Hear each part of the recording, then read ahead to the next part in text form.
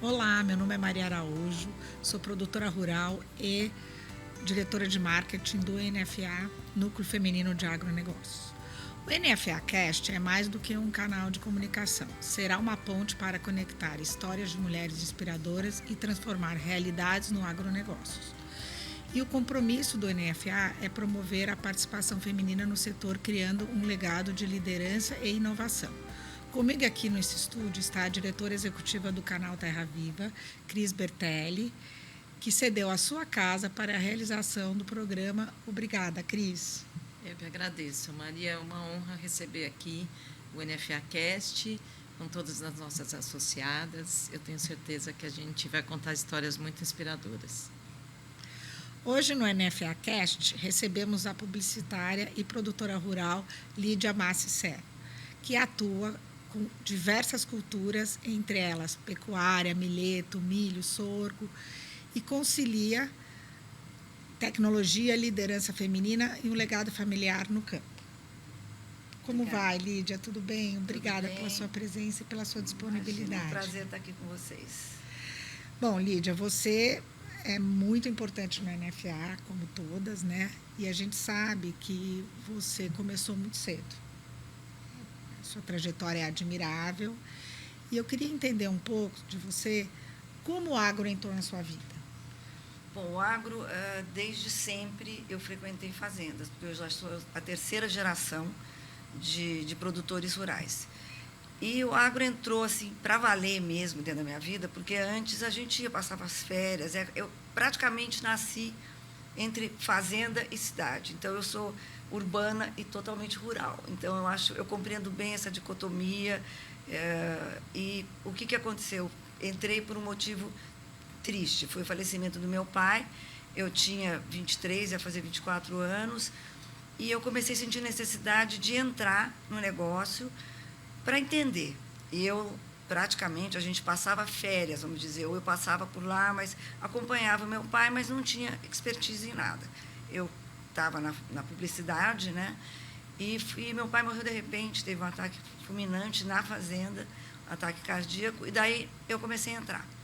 Já tinha uma equipe formada, uma empresa já sendo administrada por várias pessoas, e eu entrei assim nessa barca, querendo aprender tudinho devagar, sem muita pretensão. Eu queria entender do agronegócio, eu queria entender o que o meu pai fazia e que eu não tive tempo de curtir com ele vivo. Então, foi uma entrada assim por um motivo triste, mas eu consegui. Sem dúvida alguma. E voltando a essa questão, tirando seu pai, teve alguma outra situação que te inspirou a realmente se dedicar, né? Após seus 23 anos, eu acho que você nunca mais teve outra atividade, a não ser essa na sua vida. Não, eu fiquei exatamente só com a fazenda, e a região que eu tinha era praticamente de pecuária.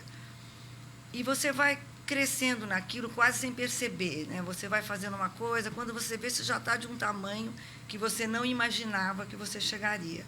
E aquilo começa, é sua vida aquilo. Para mim, o fato de eu me dedicar a esse agronegócio todo foi muito importante para mim. Eu consegui passar isso para as minhas filhas, e fui fazendo tudo no meu ritmo.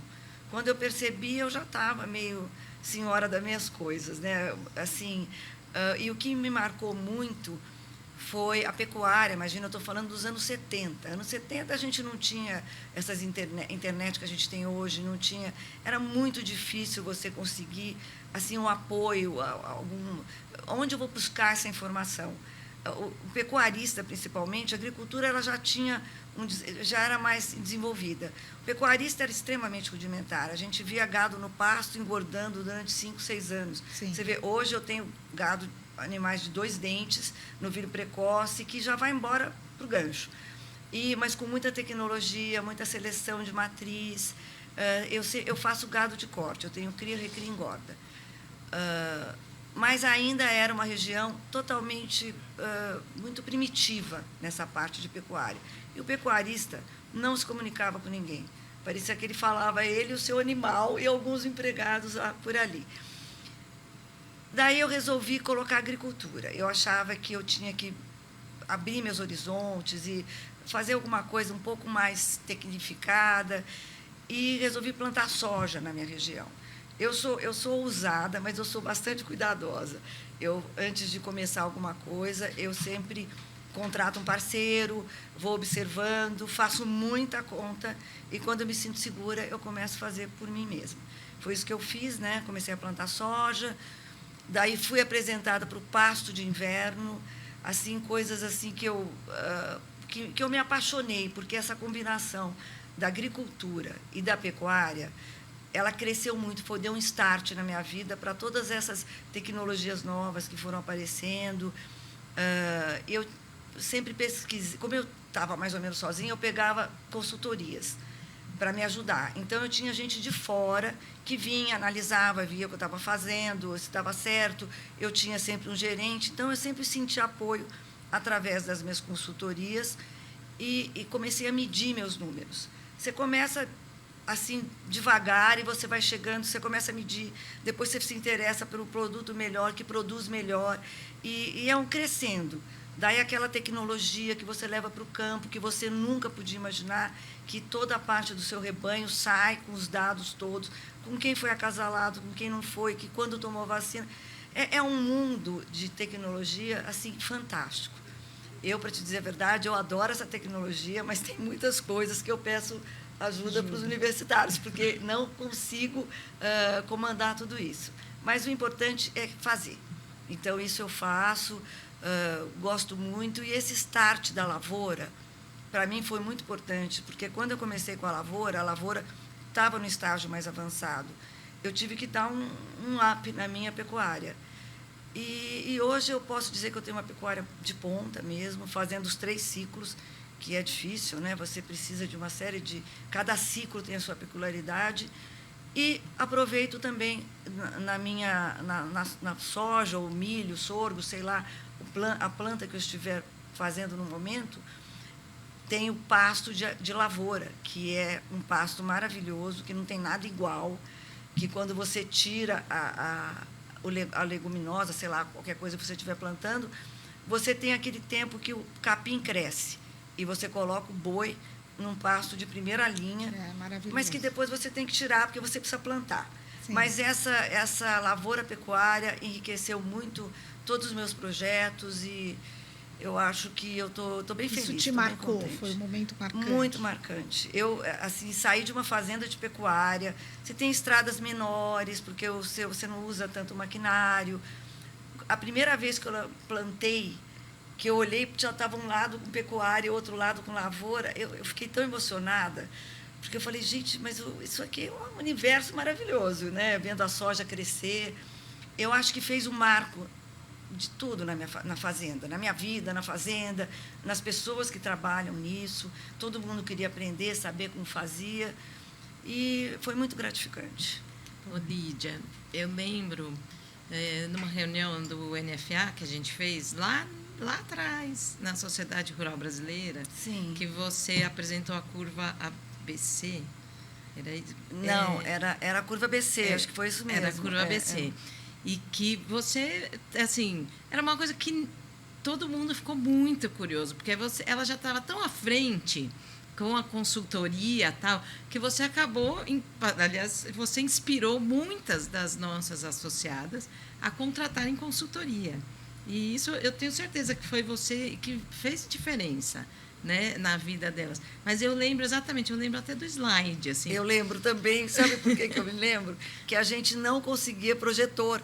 A gente tentou, você vê, isso foi no começo da NFA. Bem no começo. 2009, né? Lembrando. Eu não lembro exatamente, mas ainda na Sociedade Rural Brasileira, né? Porque aí depois a gente foi para a Fiesp.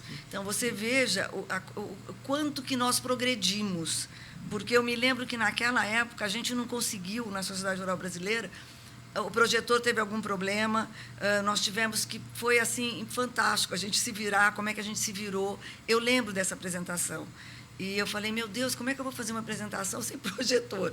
E, no fim, deu tudo certo, foi bem interessante e eu acho que foi muito bom. Foi uma contribuição que eu lembro, assim, sabe, que ficou todo mundo assim, nossa, como é que é isso? Eu também preciso fazer isso, tal. É uma coisa que realmente me marcou e já tem bastante tempo. Nossa, aí. tem um bom tempo, né?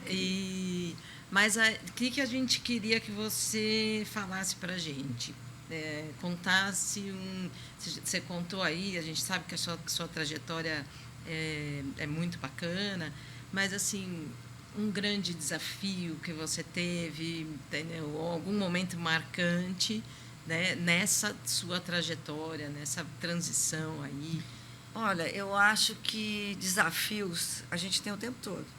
Eu agora, por exemplo, eu estou com pivô na fazenda, eu achava que às vezes a soja não dava muito porque eu não tinha pivô.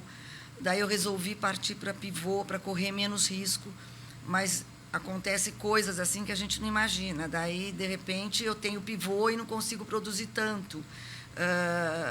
Por outros tipos de problemas, né? Cada vez é você minimiza o teu problema você tendo pivô. Mas aparecem outros tantos que não tem milagre. Eu acho que na agricultura não tem milagre. O que tem é uma dedicação enorme, é você tentar estar sempre se abrindo para as novidades, para o mundo, nem tudo serve, entendeu? Você tem que fazer essa triagem também, né? O que é bom para mim, para dentro do meu clima, para dentro da minha fazenda? O meu estado é um bom produtor de soja, de leguminosas ou não? Ou é melhor eu ficar criando gado?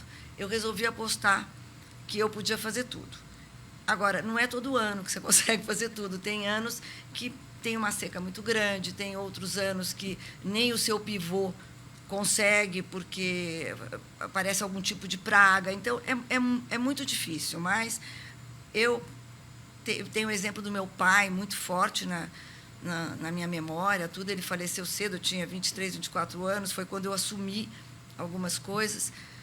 Mas ficou aquela imagem muito forte dele não desistindo nunca, porque de vez em quando você tem vontade de desistir, porque às vezes é muita água, às vezes é pouca água, você pega uma semente que se deu muito bem numa região, na sua não deu.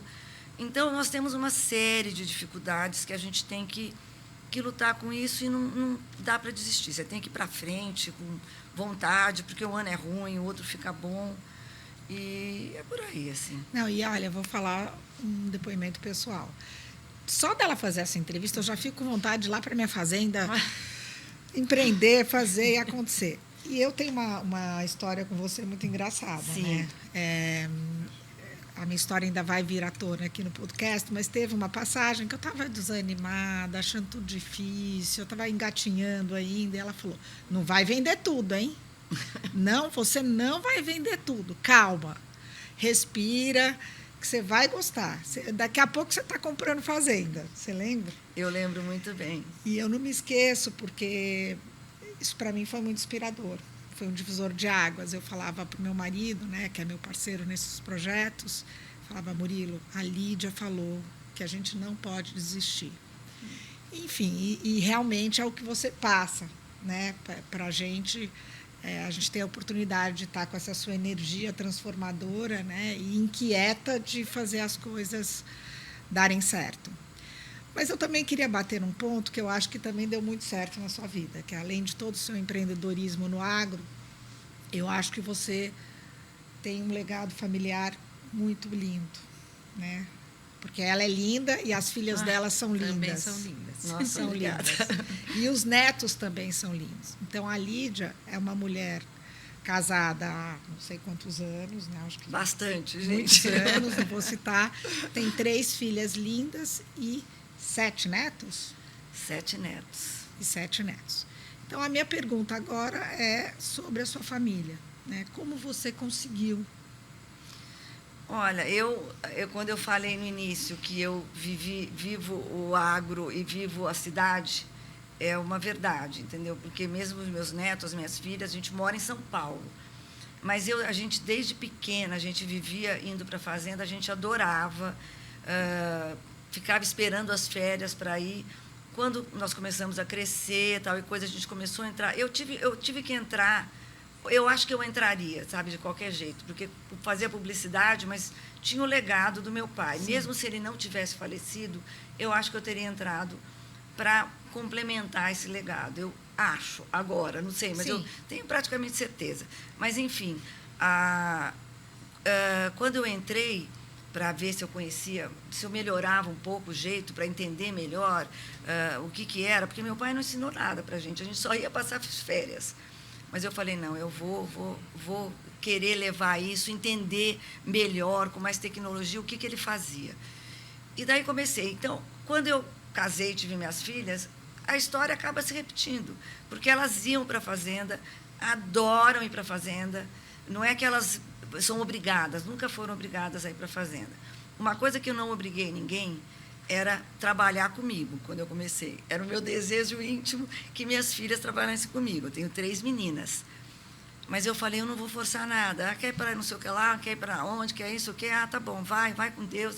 Só que, intimamente, eu falava, quanto menos eu forçar, elas vão acabar trabalhando comigo. E como elas gostam de fazenda, elas gostam do meio rural. O meio rural, assim como foi para mim uma parte muito importante da minha vida, para elas também. E elas estão vendo que eu estou lá trabalhando, montando equipe, as dificuldades que a gente passa. E hoje, graças a Deus, eu estou com 2 filhas trabalhando comigo. A terceira filha, que trabalhou uma época, mas hoje ela não está mais, mas eu ainda acho que, de vez em quando, ela mostra um interessezinho. Sou dura na queda, não é que todo mundo vai lá ganhando salário milionário, não. Todo mundo começa devagarinho, fazendo a sua lição de casa e aprendendo alguma coisa. Hoje eu posso dizer que eu estou muito mais segura, porque teve uma época que eu estava sozinha no mundo. Quem que vai me suceder? Não sabia. Quem queria me suceder? Hoje eu já acho que as meninas são bem assim entrosadas no agronegócio. Eu vejo os meus netos desde pequeno, amam ir para a fazenda, e curtem, e querem saber, e querem conhecer, assim, coisas, até detalhes que às vezes eu não sei responder, né? Mas é muito interessante. Então, eu acho que essa geração que está vindo aí, dos meus netos, alguém vai ficar aí dentro do agronegócio, porque é muito emocionante. 7, né? 7 netos. Ô, Lídia, só uma coisa que a gente não pode esquecer, que quem fez o logo do NFA foi a sua filha. Pois é, foi a minha filha. Porque quando você veio, você trouxe ela para nos ajudar, porque a gente era um grupo bem menor, a gente não tinha marca, a gente não tinha estrutura. E foi a Natália. Não, foi a Júlia que fez. E Júlia. aí, assim, fez... E elas sempre foram companheiras, né? Sempre. Então, assim, participando das reuniões, viajaram conosco, né? Mas eu não lembrava qual delas, mas eu lembrava que a logomarca do NFA foi feita. Não, e foi bem naquele comecinho, né, que a gente... Eu tenho o maior orgulho disso, gente, o NFA, imagina, foi... E ela estava publicitária também, né? E fez o logo, ficou muito bacana. A gente está sempre... Quando a gente pode... Júlia, você que fez o logo, né? Mas as outras todas, sei lá, eu tenho 3 filhas que ajudam muito, e elas vivem na fazenda. Então, dão pitaco em tudo, né, gente? Até nas coisas que eu não peço, entendeu? Então, mas faz parte, né? Mas faz parte. Eu acho que estamos formando, e eu sinto que elas têm maior orgulho e estão entrando já. A Tatiana está mais tempo comigo na parte financeira, a Júlia entrou agora, e a Natália já entrou e saiu. Né? Mas eu tenho esperança que um dia ela entre para ficar. Não, e elas são esforçadas, porque elas vivem nos nossos... Né, nas nossas palestras, nos nossos cursos, muito legal mesmo. Muito bom. E assim, uma coisa que me chama a atenção, né, que você não para, né, já deu para perceber, começou na década de 70, né, num ambiente extremamente ainda inicial, né, de Staus, Mato Grosso, né, que Mato você Grosso está do Sul, e Paraná. Muito ainda, né, provinciano, etc. Eu fico imaginando, né, como é que você se organizou, porque o seu negócio, né, não é você toca sozinha, você é muito feminina, embora a gente sabe que você toca a coisa com bastante força. Então, conta um pouquinho essa sua trajetória como mulher nesta década, nesse ambiente. Bom, a gente sempre frequentou muito a fazenda, né? Mas o meu pai tinha aquela mania de proteger, entendeu? A gente não precisava fazer, trabalhar e seguir, nem nada, porque ele tinha os funcionários dele. Quando ele faleceu, super cedo, eu tinha 23 anos, né? Eu me vi órfã, né? Cadê o meu mentor? Não tinha. Daí eu falei, vou deixar tudo que eu estou fazendo, vou entrar dentro da administração para ver o que acontece. Bom, nós ficamos uns bons anos assim, tinha uma empresa bastante robusta. Somos 5 filhos, A gente continuou juntos até um determinado momento, mas chegou um determinado ano, a gente resolveu cada um administrar as fazendas, não o negócio como um todo. Nós temos coisas juntas ainda, os irmãos, né? Que a gente se reúne uma vez por mês, sei lá, ou quando precisa. Mas, enfim, eu resolvi cuidar da minha fazenda sozinha. Eu comecei esse processo, eu queria divisão, porque eu achava que eu tinha uma outra... Não ia dar certo ficar com os irmãos juntos, cada um tinha um pensamento. Bom, conseguimos fazer a divisão e, por incrível que pareça, depois que a gente fez a divisão, cada um conseguiu levar a sua parte. Assim, uns mais na parte agrícola, outros menos, mas todo mundo levou isso para frente. E, gente, esqueci a pergunta. Era isso, quer dizer, dentro desse processo todo, assim, como é que você se organizou, né? Porque você começou num ambiente difícil, né? Não, eu tinha, depois que meu pai morreu, eu entrei na parte administrativa da fazenda. E daí comecei a me enfronhar bastante para saber com outros olhos, porque não era o olho de quem tinha um pai vivo, né? Uma situação bastante difícil. E passei por muitas agruras aí, né? Que chega lá, desembarca assim, não sabe nada e quer saber tudo e é dona. Mas eu não tive, graças a Deus, esse comportamento. Eu fui bem pianinho, sabe? Bem pianinho, dando margem para todo mundo. Como é que não é? E, no fim, a gente acabou dividindo as fazendas entre os irmãos. E daí eu tive que fazer tudo aquilo que eu tinha aprendido, criou fazer uma valer. governança, né? Que Criei uma governança. Hoje em dia... Conheço, que você já me inspirou algumas vezes. É bem diferente, mas naquele começo foi muito duro. Eu viajei muito de ônibus, eu fui passada muito para trás, um monte de coisa, mas nada disso importa. Cada vez que eu levava um tombo, gente... Daí eu falava, vamos levantar, e eu continuei assim, entendeu? Então, hoje, acontece coisas assim que a gente não gosta, que não era para ter acontecido, mas eu sou dura na queda, eu me abato um pouco, levanto, como que eu vou resolver? E vou atrás, né, de uma solução, e foi assim que eu fui montando a fazenda, entrando em várias culturas, sou extremamente curiosa a respeito das coisas, vou atrás de informação. Então, é mais ou menos isso. A gente sabe que sua fazenda é muito organizada no sentido dos funcionários, né? Tem um trabalho legal com eles, isso a Júlia me contou outro dia. Agora eu entrei, uma das minhas filhas, a Júlia, eu acho que não sei se é a veia publicitária que a gente tem, porque ela também é publicitária. E a gente gosta de ver tudo organizado. Então, quem olha a fazenda fala, não é possível isso aqui, entendeu? Mas é verdade, a gente faz aquilo, a gente tenta educar todo mundo que está lá dentro para preservar o bem comum. Eu gosto de tudo arrumado, de tudo. Não é porque eu estou pintando a fazenda de dourado, não, é porque ela é assim. Eu gosto disso, falo para quem entra, sabe? Aqui você tem que cuidar disso, daquilo.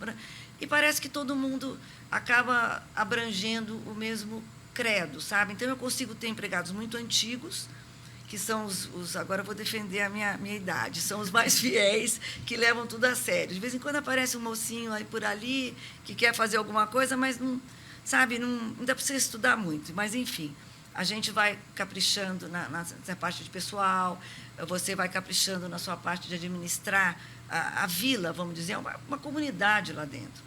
Todo mundo tem que se entender, tem que cuidar do seu quintal.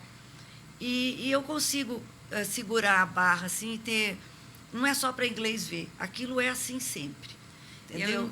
É o maior desafio que a gente tem hoje, né? De segurar a mão de obra no campo. Sim. Né?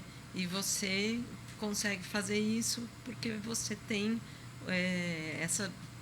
eu acho que você tem esse dom da gestão. Né? Mas olha, não é fácil. Eu vou te dizer, por exemplo, eu gosto muito de dar curso, preparar, entendeu? Então, de vez em quando, eu chamo alguém para apresentar, até assim, quando às vezes tem uns probleminhas psicológicos que você acha que você está precisando acalmar o psique da turma, a gente chama psicóloga, faz uma palestra, sabe? É uma grande vila aquilo lá. Você tem que ter esses cuidados, né? E não pode esquecer do ser humano que está lá dentro. Se você precisar chamar atenção com jeito. Tem uma série de quesitos que a gente... Eu não sei se é alguma coisa mais feminina, não sei o que é, mas a gente tem... Isso, né? Mas você fala isso, os meninos ficam bravos, viu? Eu sei, mas é que, assim, em outros, né, episódios também, a gente já teve depoimentos da Ana Iglesias, por exemplo, que você vê o cuidado que a mulher, quando ela chega na fazenda, ela está preocupada com a saúde, ela está preocupada com a educação, ela está preocupada com os filhos, né? E isso faz toda a diferença na gestão de pessoas. Porque eu acho que você vê tudo como um todo. Eu não quero ter lucro só, eu quero ter lucro, mas que as pessoas que estejam comigo estejam felizes, porque senão o que vai acontecer na sua vida? Você vai estar no meio da fazenda sozinha e não é por aí. Eu acho que a gente conseguiu equilibrar bem as pessoas, a gestão de pessoas, a gente promove curso, pedem não sei o que, quero não sei o que lá, vamos ver se dá para fazer, sabe? Tem um respeito muito grande pelo trabalhador da fazenda, sabe? Porque se você vai exigir, você tem que fornecer, sabe? Então, é mais ou menos isso que a gente faz, e minhas filhas têm a mesma cabeça, eu acho bem, bem legal. Tanto que elas são super respeitadas, são mais mocinhas, sempre foram lá, mas máximo respeito para lidar com o empregado para lidar com elas. Eu fico muito feliz nesse ponto, porque eu acho que eu consegui passar para elas essa delicadeza, atenção, eu não sei como eu chamaria isso, mas enfim. E é engraçado que você vai construindo as coisas devagar, você nem percebe o que você construiu. Às vezes alguém chega e fala, nossa, que bacana, como é que você conseguiu? Como é que eu consegui? Fui lá e fiz. Sei lá, mas às vezes nem eu sei. Aconteceu. Como é que a minha fazenda ficou tão bem cuidada? Vai dizer que uma fazenda que não é produtiva, porque eu só cuido da... Não, não é isso. Eu cuido do essencial, entendeu? Eu não tenho grandes luxos na fazenda, mas é uma fazenda que você consegue entrar, gostar e conversar com as pessoas. E assim foi indo, entendeu? Quando eu vejo, assim, alguém fala alguma coisa para mim, eu falo, não, eu sou tudo isso? Não. Que eu acho muito que no natural. Final, né? Você não fica planejando muito à frente. Não, eu vou fazer. Vou fazendo. O que der, deu. E eu acho que isso é um espírito que no agro a gente tem que ter. Não, né? Eu tenho uma coisa que eu acho que é bom. Assim, que eu não sou assim de ficar fazendo as coisas sem... vou inventar alguma coisa. Não. Eu vou devagar. Assim, eu tenho necessidade de fazer isso, então eu começo a fazer. Eu peguei a pessoa que plantava soja, um parceiro para aprender. Eu comecei com um pivô para ver como é que fazia. Eu sou cuidadosa para fazer as coisas e vai indo devagar. E eu não percebo muito o que eu fiz, entendeu? Então, quando as pessoas falam, que legal, você fala, fiz. Entendeu? Não, é engraçado, entendeu? Não tenho essa conotação, tanto como você fala, Lídia, eu falo, Maria, não tem nada a ver, todo mundo faz igual, é só começar a fazer e fazendo com cuidado. Mas eu acho que é por aí. É um legado, e você é uma inspiração, você sabe disso. Gente, será? Não só para nós do NFA, mas também para as suas filhas e para o seu neto, para os seus netos, porque isso é muito nítido. Eu acho que vocês estão exagerando, sabe? Não, de jeito nenhum. Eu já falei que quando eu crescer eu quero ser igual a você. Nossa, meu Deus. A gente está chegando ao fim, mas eu não queria deixar de terminar a nossa entrevista com uma mensagem. Né? Você falou agora várias coisas, né, sobre fazenda, mas o que você fala para essa mulher que está, como você, quando esteve aos 23 anos, começando uma história no agro? O que você gostaria de passar? Olha, a primeira coisa que eu acho que eu tenho vontade de falar e que eu falo para minhas filhas, não se assustem. Vão em frente, vocês vão em frente no ritmo de vocês, com cuidado, e vocês chegam lá. Porque a gente vê muita gente desistir no meio do caminho por causa de bobagens. Sabe, a gente que trabalha no agronegócio, com seca, com peste, com um monte de coisa, a gente tem milhares de ocasiões que a gente fala, eu vou desistir, não planto mais, não quero mais. Mas não, uma lavoura, um ano foi ruim, o outro ano é bom. Você tem que ser resiliente. Quem cuida de lavoura, de animal, quem cuida do agronegócio, tem que ser resiliente. Não dá para fechar as portas. Sim. Mas você precisa ir tentando. Quando você perceber, você já construiu uma coisa muito boa, muito E te produtiva. Complementando, né? Na minha curta trajetória, eu percebi que a terra agradece. Verdade. Quando você cuida dela, é muito mais do que 2 mais 2 igual a 4. É interessante isso. Maria, você, para mim, é uma inspiradora. Eu adoro, porque você, mercado financeiro, chegou no agro, caiu de paraquedas lá no meio, assustadíssima, cheia de mulheres, todas fazendo as suas coisas, e você, não sei se é isso que eu quero, Maria, experimenta. Você vai gostar. Mas você e, de foi repente, muito importante. olha, muito bacana. A Cris, então, eu nem comento da Cris. A Cris adoro a Cris. Bom, foi maravilhosa, né, essa nossa conversa. Muito obrigada. Imagina. Com certeza muitas vão querer rever só. Quando tiver difícil, né? Eu acho que essa conversa vai vir à tona. Então, muito obrigada. Obrigada pelo seu tempo. Mais uma vez, obrigada, Cris. Eu que agradeço. De novo, por ceder esse espaço e estar comigo nesse projeto. Eu que agradeço também. É uma delícia estar aqui com vocês. E muito obrigada pelo dia de hoje.